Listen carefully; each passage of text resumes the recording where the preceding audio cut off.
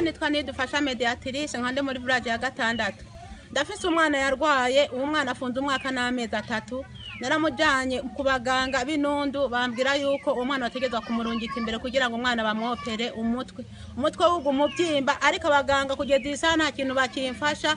Iyo ndamujanye kwivura cyangwa ngo nisubire inyuma. Nukuri naragiye kuri iryo vuriro ritijwe bacambwira ngo ndamujyane ngo mu gihugu cy'u Burundi. Igihugu cy'u Burundi gihe naragihunze, ntabwo nshobora kuronka ubundi buryo bwo gusubirayo.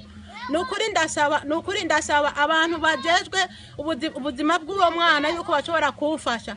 Nukuri nijeje ndiko ndasaba uwo muntu yitwa Magi kugira ngo nukuri arebe ikintu yomfasha kuri uyu mwana kuko umwana arageze kure cyane, kandi gihe nta buryo mfite bwo kwa no mukurikirana. Uwo mwana bavuze yuko akeneye kumwopera mu mutwe kugira ngo uwo mutwe wiwe ubashe guhagarara, ariko ntabwo byashobotse. N'ubu ngubu ndacyari mu ikambi, kandi uwo mwana n'ubundi abandyanije aremba. Uwo mwana umutwe we ni munini cyane, ubandanya kira kwezi kose uguma wiyongera cyane gose.